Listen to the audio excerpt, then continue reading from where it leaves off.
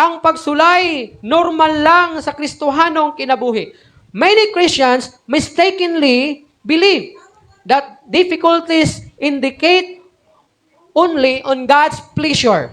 However, adunay daghan na mga pulong sa Ginoo nga magsulti may tungod sa mga pagsulay nga masinati sa mga faithful na mga Kristohanon.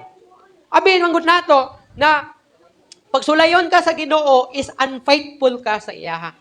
Which is, sama sa kay Jonah, nga disobedient siya sa Ginoo, hinungdan nga nakasinati siya mga pagsulay. Pero dili lang na inana. There are lots of God's servants diya sa Bible nga gisulay sila bisan faithful sila sa Ginoo. Just like Job. Job suffered despite being righteous. Si Job walay makita nga ikasaway diha kaniya. Even ang Ginoo mismo miingon kang Satanas nga nakaila ba ka kay Job usa siya ka matarong nga tao. Bisan ang Ginoo gi-confirm niya ngadto kay Satanas nga si Job usa ka matarong nga tao. Wala siya makasala batok sa Ginoo. Pero nakasinati siya og mga pagsulay. Pinaagi sa pagkuha sa tanan nga anaa kaniya, including his family, his children. Makabtangan ang iyang pagkadato, imagine nimo ang usa ka bantugan nga adunahan sa sidlakang bahin niadtong panahona diha sa Israel, nakasinati og kapitos sa kinabuhi. Kay gikuha kaniya ang tanan niyang pagkadato. Ha? Wala pa gid makontento ang Ginoo ana. Human nga gikuha sa iya ang tanan nga anak kaniya ang iyang pagkadato, ang iyang mga anak niya, gibiyaan siya siyang asawa.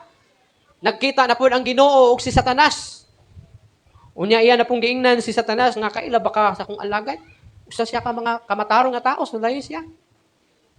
Ang gihimo ni Satanas, gitpadalaan na pud siya og balatian. Unsa nga sakit? Kabahong. Nga nalakop ang iyang lawas sa kabahong gikan sa lapalapa ngadto sa alimpo siyang ulo. Nagkuha na lang siya og bagol aron iyahang ikatol diya sa iyang kabahong sa tibuok niyang lawas nga mi tapot. Pero nibiya ba siya sa Ginoo? Kung imong tun-an ang life ni Job, kung siya ka-faithful diya sa Ginoo, luyo man sa mga pagsulay, makahilak ka. Kay grabe gyud ang pagtuo ni Job diya sa Ginoo. Joseph, kailan mo Joseph? Joseph the dreamer. Joseph suffered despite being obedient diha sa Ginoo. Ano man? Si Joseph nag-antos siya. Sa diha nga nagdamgo siya, nga muyukbo ang iyang mga igsuon ngadto kaniya, ug muyukbo even ang iyang amahan ug inahan. Unsay nahitabo sa iya? Ha? Gisulayan siya patay siyang mga igsuon, gihulog dito sa balon nga walay tubig kay sa pangabubho. Kay ambisyoso kuno siya nga igsuon. Niabot ang Ismailanhon, ang mga Ismailite. Miabot kay kining mga Ismailite together sa mga Midianhon, milangyaw sila ngadto sa nasod sa Ehipto kay kining nga grupo mga kuan man ni sila, mga negosyante. So ilang gibaligya ang ilang igsuon nga si Joseph ngadto kanila aron mahimong ulipon. Unya gibaligya sa mga Ismailite si Joseph ngadto kay Potiphar. Ang usa ka opisyal diha sa nasod sa Ehipto.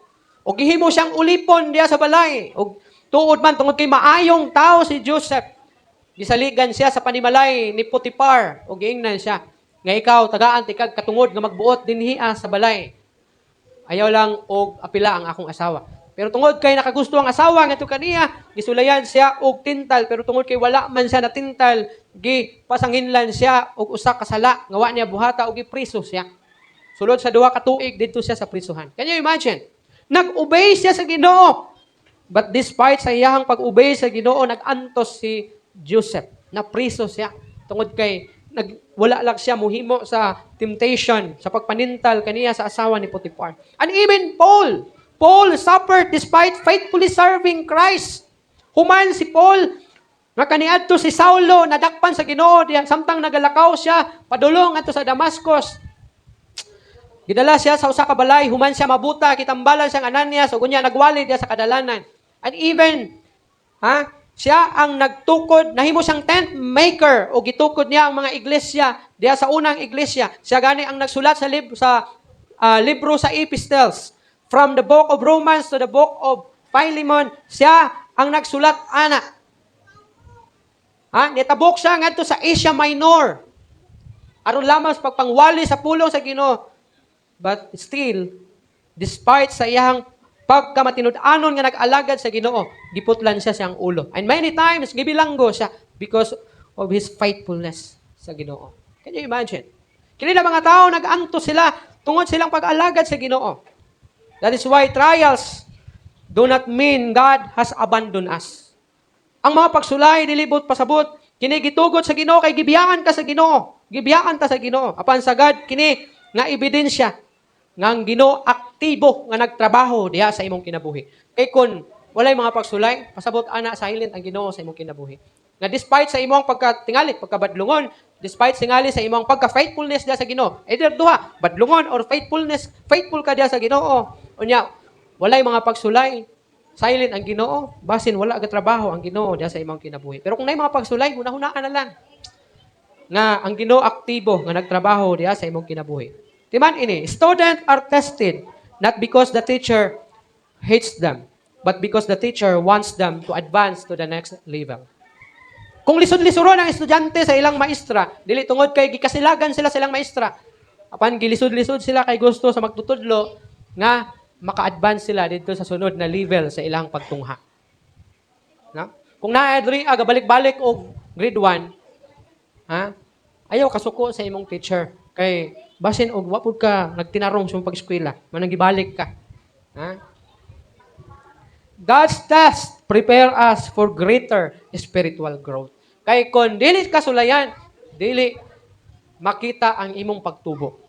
Tanawa si Jonah. Kung wala sulayi si Jonah, naabot to siya dito sa Tarsis.